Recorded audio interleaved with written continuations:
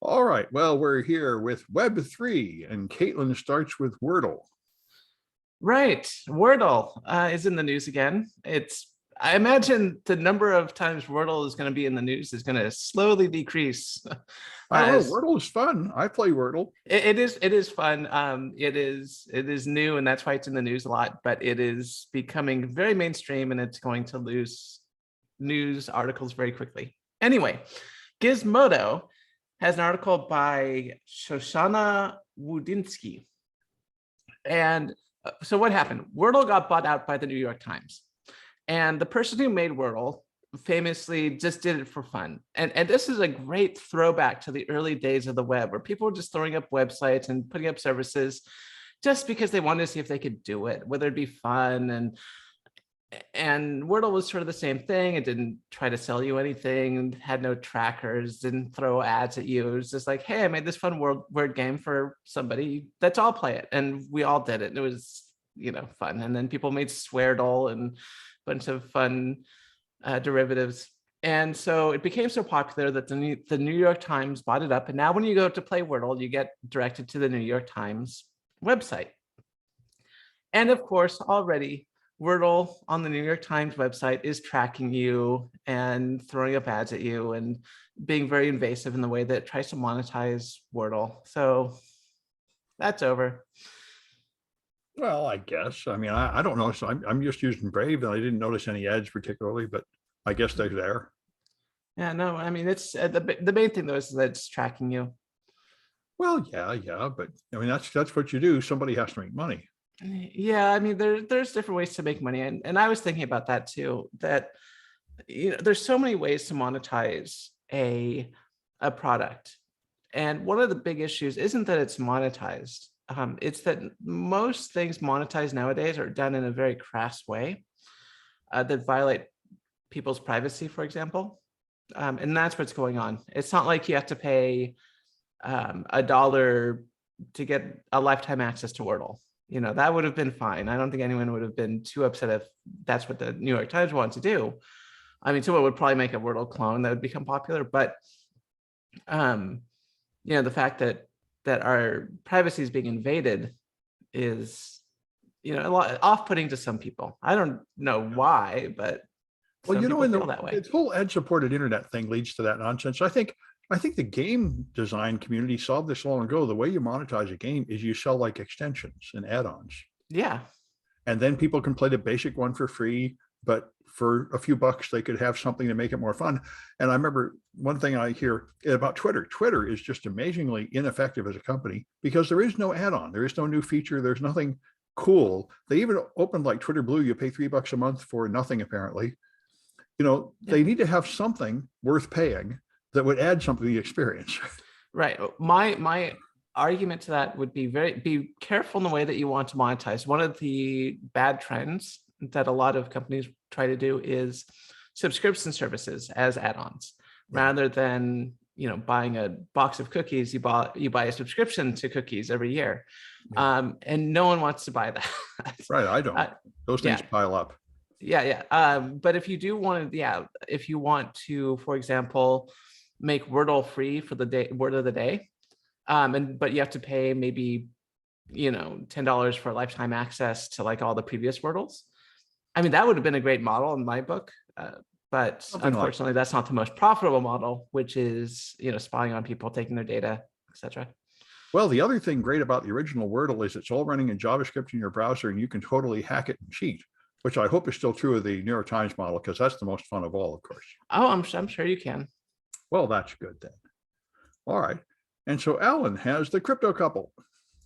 Yes, the crypto couple, and they've gotten so much ridicule on social media. Because of those rap songs, which are horrible. Oh, just the worst imaginable rap songs. For folks who are not aware, a married couple in New York, Heather Rhiannon Morgan and Ilya Lichtenstein, have been arrested for fraud, cryptocurrency fraud, wire fraud, and to the tune of about $4 billion they have under control in their wallets. And I mean, that's all well and good, but Heather Morgan is also responsible for some of the very cringiest videos that the internet has seen in a long time. I'm just remarkably bad. Razzle Khan.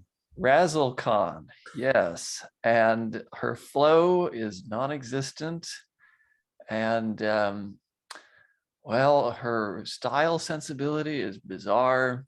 And it's not entirely clear what she's up to with her Razzle Khan persona, except that she seemed to take it rather seriously and created a number of videos, some of which appear to be semi-professionally done.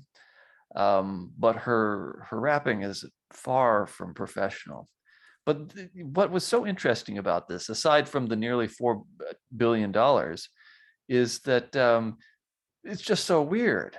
The whole situation is so bizarre that you would think somebody who's responsible for the biggest wire fraud of all time would be some kind of criminal mastermind. But that is not the case, as it turns out. These are two bumbling fools who have been trying to live the good life in New York, but in order to cash out on their $4 billion in Bitcoin, have taken to buying Walmart gift cards and just trying to sell those off. That's what I heard. Someone said you can't move that much Bitcoin, which is apparently what they discovered. They can't really turn much of it into cash. Yeah, you know, this is a real good cautionary tale to anybody who's contemplating a life of crime, pivoting around Bitcoin and cryptocurrency, is that thanks to the blockchain, all of your transactions are visible. And if you try to cash it out, nowadays, all of the main exchanges have know your customer rules. So, you know, if you get tired enough of this, maybe we should start offering a course at college in smarter crime. We might get get students for that. Yes. I don't know if I want to teach those students, but there would be interest in it, shall we say. Yeah, but you know, if there's one good thing that come out of this, it's that the internet has gotten awfully bland and boring the past 10 years, maybe the past 15 years. And finally, we've got some real internet weirdness again. And I want to thank Heather Morgan in particular for that, because she is a weird person. And weird people just, they've become invisible of late. And you know, the part that I couldn't believe, they let her out of jail. Yeah. They don't consider her a flight risk. Right. She has, like, I think, foreign citizenship and $4 billion. And they say, oh, she's not going anywhere. And apparently she didn't leave. Like, what the hell? Well, it's her husband who has dual Russian US citizenship, but she does not. But you would think you would think she could find some way to flee. Well, yes. And they both went to Ukraine, I think in 2019, and they were very clearly researching ways to purchase fake passports. Well, now, if I was leaving, I would not go to Ukraine right now. No, that's probably the worst place to go in the world. Yeah. But this is one of the recurring questions: is why didn't they go to at least some country that does not have an extradition treaty with the US? And there are plenty of countries out there, some of which are not unpleasant places to live. Especially not if you have billions of dollars. Yeah. Yeah. And so why didn't they do that? And one possible explanation was, well, Morgan has some eggs that are currently being stored in New York. And so they didn't want to leave that behind. They wanted to start a family or something like that. But I don't know. I mean, in vitro fertilization services exist all over the world too. They could have gone elsewhere. I don't know. Yep. They just seem to be nuts. Nuts. That's really what it comes down to. Yeah, but in a most entertaining way. And again, I'm grateful to Morgan in particular. Her husband seems a little more boring, but she's an interesting character. I think they probably just insufferable to be around, but still entertaining. I think they fill the ecological niche left behind by John McAfee, you know. Which, incidentally, they were acquainted. Morgan and McAfee are. I think she appeared in a video with him or something like that. She interviewed him. Well, there you go. Yeah. Well, anyway, so I've got this one from the Register. there's this thing they call ice fishing, which is where they, it was the Badger DAO. I didn't even know about Badger DAO, but it's one of the smart contract things where people are putting in $120 million, and they managed to steal their Cloudflare API key so they could change, I guess, the JavaScript or something on a web page. So when you thought you were investing in it, you were sending your money to the crooks instead, because they would substitute the address, which is a pretty simple phishing attack. They call it technically a UI redress attack. But anyway, Microsoft has open sourced a smart contract anti-phishing tool, which will somehow try to detect if this is happening to you and warn you. So I haven't tried it yet. I like to figure out how to install this and get it going. It does seem like a good idea, and it does seem right on brand with Microsoft that they have all these anti-phishing defenses in Internet Explorer and Edge. And I don't know how it works, but I know their other phishing products just work by having a bad list of all the known URLs. And when you try to go to one, it warns you this is a phishing URL. But anyway, it'll be interesting to see. And it's nice to see somebody taking the fraud seriously and having like a practical solution instead of just laughing at it like a lot of mean people do. Speaking of which, Kaitlyn has got Web3 is going great. Yeah. Speaking of laughing at failures and doing nothing about it, I have two great websites for you. First, there is web3isgoinggreat.com. And I love the tagline here. So it says Web3 is going just great, ... and is definitely not an enormous grift that's pouring lighter fluid on our already smoldering planet. Copyright 2021 to 2022 by Molly White.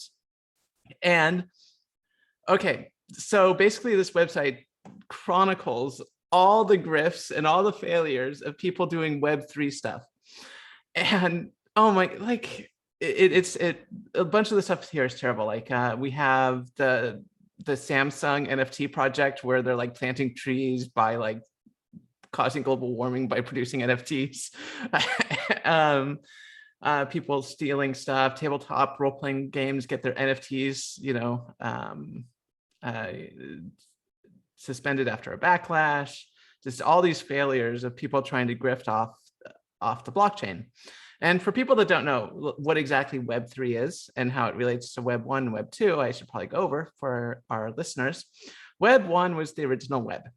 If you go to Sam's website and you see or you just have a page sitting there that doesn't do anything but just sit there. Yeah, like static web pages. That is a perfect example of Web 1. That's what the web started as, and Sam is the master of it. And Web 2, the companies decided, instead of having static web pages, let's have like applications on the web. So you have things like Facebook and Twitter and Google Docs and Office 365 now, where you go to a website and you actually get offered like services. And, the web has been pretty static ever since, right? It's been, let's create new, there hasn't been a much demand for any new types of web browsing. But with the blockchain, a bunch of grifters are like, what if we integrate the blockchain with the web? Now, I should note, the blockchain is a database, a public database, but a database nonetheless. And databases have been around on the internet since the beginning. Adding a database to the internet is nothing new. And if you wanted to say add cryptocurrency to something like Amazon, that doesn't fundamentally change the way you use the web. It just adds a new payment method to Amazon. And things like Decentraland can already exist in Web 2. I don't really understand why people are making Web 3, except as this site points out, it's a grift. People want to make money. There's very little obvious avenues for the web to evolve. And so just the blockchain, let's make it the blockchain. And people are just trying to come up with as many silly ideas to try to make as much money as possible with the blockchain on the web. And it's all failing, and it's all just, NFTs of bored and jacked apes and everything going into chaos because people want to just make a bunch of money off of the blockchain, and it's just not happening. So the other one, they're making money. They're making lots of money. They're making money and running off with it. Yeah. Though there are some people making money off the blockchain, and here we go to Rect, which is the other news article or news website. So it's https://rect.news. So that's rekt.news. And basically, this chronicles every time a bunch of money is stolen on the blockchain. And every few days, there's some terrible, like millions of dollars taken from various different blockchains. So on February 10th, we had 10 million stolen. On February 9th, we had 8.7 million drained. On February 7th, we had 3.3 million in collateral damages. I mean, it's just, if you want to store your money securely and safely, the blockchain is not the way to do it. Well, it could be. Yeah, I mean, maybe if you did it right. Right. Well, the thing is that the whole idea of decentralizing is that we don't have a central trust to make sure things are doing it right. Well, I'll have you know that the Biden administration next week is going to start discussing making an official U.S. digital bank currency. See, that could actually work if you have something like, the central banks, At least they won't run out of dollars, which is the problem with Tether. Right.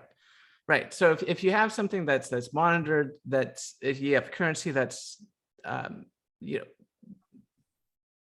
that's organized by people who understand economics, who understand the law and how to I mean, standard banking procedures and stuff to make sure that people's money is safe, and you could possibly do that. But once again, what is the other than making a digital currency, which could save on minting coins and printing money and stuff, which we already have credit cards and stuff, so whatever.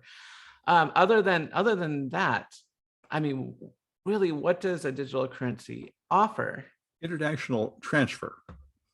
It basically makes up for the deficiencies of SWIFT. Okay. Yeah. But I mean, it's not going to take over like the but it's not going to take over the same way that the Bitcoin people wanted to, right? It's not going to be like, oh, well, we're going to get rid of the US dollar, and switch to cryptocurrency. I just don't see that happening anytime soon. No. Yeah. All right. Anyway, that's the joy of Web3. And Alan has got the FSB. I haven't heard about them in a while. Oh, I'm sure they're just as active as ever, however. And this is an interesting story from BR24, a German public radio network. It's a 100% open source intelligence investigation looking into Turla, also known as Snake, which is thought to be an FSB cyber APT. It's a pretty impressive investigation. It looks into actually a couple of engineers who they claim worked for Turla or Snake. Possibly not anymore, however. I won't get into all of the details. The presentation of this is on the website is a bit weird and difficult to read. All it does is like flicker and stuff. They should have just made a Web 1 page. It would have been much better. That's right. Yes, they tried to get all fancy with this, like this pinboard background and all of that, and it just doesn't work at all. Mm-hmm. But it is an impressive piece of investigation because they managed to suss out the tracks of two figures, one of whom they call Vlad, the other Yurik. These are pseudonyms, of course, and they find that there are links to these two fellows' online profiles, Facebook profiles. They find presentations that they've given in the past relating to their work. And they also identify a couple of buildings in Moscow, rather unimpressive looking buildings that they claim are the headquarters for this Turla group operations and at the FSB. Which is the Russian military, right? If I recall correctly, it's more like the FBI. It's equivalent to the FBI. But part of the Russian government. Yes, very much so. And it's also the FSB that was responsible for various poisonings, like the Navalny poisoning. Yes, so BR24 was successful in contacting a number of figures who in Russia who were able to corroborate parts of the story. But apparently these people all spoke off the record on background refuse to divulge any information that might identify them or implicate them, because they're all apparently very scared of getting disappeared or beaten up by the FSB. With good reason, I think. Yes, with very good reason. Yeah. Well, all right. And so I was surprised to read about this, my journey down the rabbit hole. I didn't know this, but when journalists interview people, now they have to transcribe that verbal interview. And there's a free app called otter.ai that does the transcribing. And so all the journalists use it, but this guy decided to ask, then it popped up a box saying, oh, would you like to add some extra features to your interview with this confidential source, naming the confidential source. And he said, it occurs to me, I wonder if this thing I'm using is safe. And he tried to ask people, did you send that email? Is that a phishing email? And got all kind of contradictory answers. And then he started talking to security experts and they said, well, when you talk into that thing, it sends your data over the internet to some server in a foreign country, which reads all the text and stores it and to help train the AI. And they might be handing it off to government agencies. And he asked them, do you hand it off to government agencies? They said, well, we obey the law everywhere. We only do what we're required to do. And he said, that's not a good answer. And basically points out that you really don't know how this thing works. You don't know who it's sending the data to. You probably really shouldn't be just transcribing your confidential sources' speech with this bizarre unknown app. But everybody does, apparently. So this, I think, just reminds me, when you use the internet, you're using all kinds of other people's code and servers without really realizing it. Anyway, so we go back to Kaitlyn, who has got the big improvement in Windows 11. Yes, Windows 11 is getting a huge improvement. So Ars Technica has an article written by Andrew Cunningham talking about one of the upcoming Windows 11 Pro's newest features. So what is this new feature that's going to change the world? Well, if you ran Windows 10 or Windows 11 Home, you would have to set up a Microsoft account. So the good news is that now if you're running Windows 10 or I say if you're running Windows 11 Pro, or basically any consumer version of Windows 11, you now have to set up a Microsoft account or else the operating system won't work. What about if you're a company and you want to use your own domain? That doesn't make any sense. That was the whole point of Windows, is it you put it in your Active Directory domain, not Microsoft. You're making too much sense, Sam. Yeah. There must be some way for the enterprise version to not do this. I mean, there are workarounds, but they're really going to basically force anyone who, buys Windows 11, even if you're buying the Pro version, to sign up with sign in with your Microsoft account and not your local account. Now, like I said, there are some workarounds. This is already true of the iPhone, right? If you buy an iPhone. No, actually it's not. So you can make an iPhone without an Apple account? You absolutely can. And you can also, so apparently Microsoft is going to be Windows is going to be the first operating system. And they mentioned this in the article.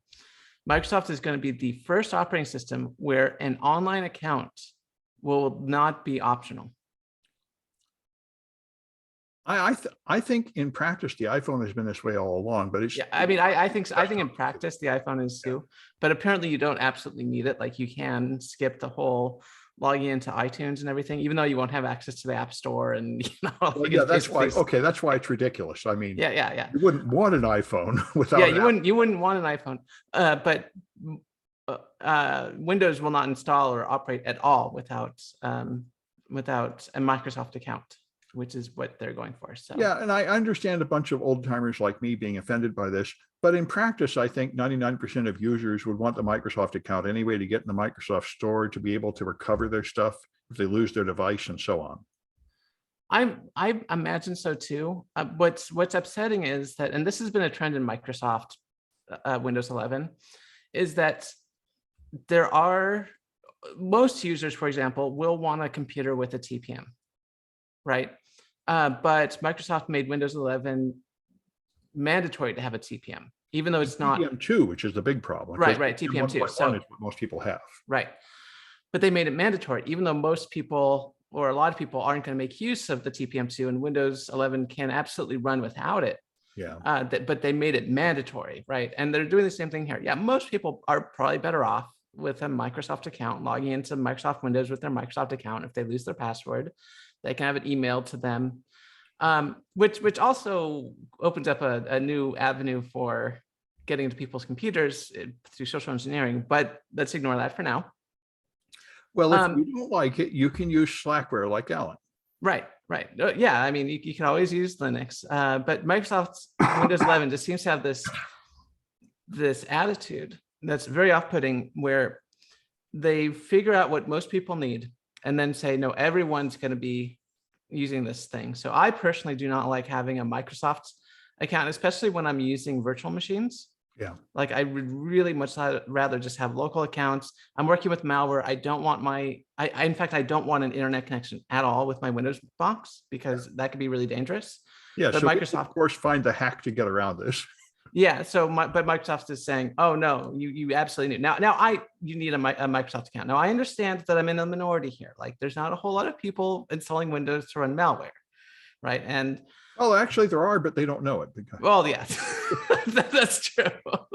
Lots of people running malware on Windows, but specifically to run malware for fun, and with not with knowledge of it. So, it's just one of those things that's just Windows 11 being annoying again. So this is the trend with Microsoft Windows. You have a good version and a bad version, and then a good version again, and then we'll see how Windows 12 goes. Yeah, and they keep on ramming things down your throat, like tricking you into putting on Windows 11 when you didn't want to. Yep. All right. And Alan has got bionic eyes. Yes, an interesting saga here concerning a company that made bionic eyes, provided bionic vision, called Second Sight Medical Products. And it's a cautionary tale for anybody who's excited about Elon Musk's latest venture, Neuralink, and the many other bionic implant. Well, that Neuralink appears to kill the monkeys they put it in. Now that's really? Yes, they found like 15 of the 16 monkeys died horribly. So apparently that has some other defects. Oh, all right. Well, in this case, Second Sight did not kill anybody. In fact, they provided a product that helped a few people quite a lot. It's the technology, just to give a little background, is an implant that goes onto the retina of the person, and it's specifically for people who have pigmentosa retinosa, or what is it called? Retinitis pigmentosa, which is just degeneration of the cells in the retina. And so people with this condition eventually lose their sight. So the technology is a sound concept. It's a very tiny implant that goes on the back of the eye, the retina. And there are a number of probes, an array of probes in there. And the user wears glasses with a camera that connect to a little box that then send electrical signals to the little probes there in the back of the retina and stimulates them. And with these very small electrical stimuli, it produces not a real image of what the person is looking at, but rather patterns of little dots that they can perceive, perceptible dots. And so while it's certainly not high enough resolution that people can see faces, they can at least see large objects, for example. And it was, in some cases, really life transforming. It enabled people to move about in the world and to have a degree of not full sight, but visual perception that was very helpful to them, which is all well and good. But in the nearly 20 years of its existence, this company provided this technology to only about 350 people. And it was extremely expensive. Not only did people have to get this expensive implant, but they also had to have quite a lot of work with therapists, physical therapists, so that they could learn how to use this technology, because it's not like seeing, after all. In the end, the company went bankrupt. And so they no longer had any support, or were providing any support. And so this story details what some of these implant users have been going through. They are dependent on this technology. It really has been very helpful to them, and yet they no longer have any support, and in some cases have to crowdsource replacement parts so that they can continue using this technology. And of course, in a few more years, it will all pretty much die anyway. So the technology will be completely unsupported, and they won't be able to get any replacement parts. So then they're really stuck. And Well, they've they got just this need device to- implanted in their eye now. Well, they just need to get a community of hackers. It reminds me of the people that are hacking their insulin pumps. Yeah, but this is a very tiny community of only 350 people, fewer than 350 people. So it's unlikely that they'll be able to find anybody. Oh, I don't know. There are medical hacker communities at like Hope and DEF CON and stuff that might come to the rescue. Yes, one can hope for them. Yes. Yeah. All right. And the last one is the sheriff of LA has demanded that people stop using the term deputy gangs, which he finds insulting to the police. But the reason people use that term is because for 30 years, there have been gangs of deputies, police in LA. I didn't know this, but there are gangs that are racially segregated with tattoos, with names like the Executioner and stuff. They really have street gangs among the police, which kind of explains a lot of what I hear going on in LA. And so they say, you know, this guy is whining about us using the term, but the problem is it's true. So that's coming out in the LA Times. And I didn't realize it's that bad. They got Nazi white supremacist gangs named the Vikings and other ones called the Regulators, the Grim Reapers, the Rattlesnakes, and the Jump Out Boys. This reminds me, same thing happened a couple of decades ago in Oakland. They had a gang of police based after the Dirty Harry movies that would just beat up suspects and stuff. So apparently it is a recurring problem. You have gangs inside the police. Anyway, that's it for this. And it being Friday, we will do it again on Tuesday.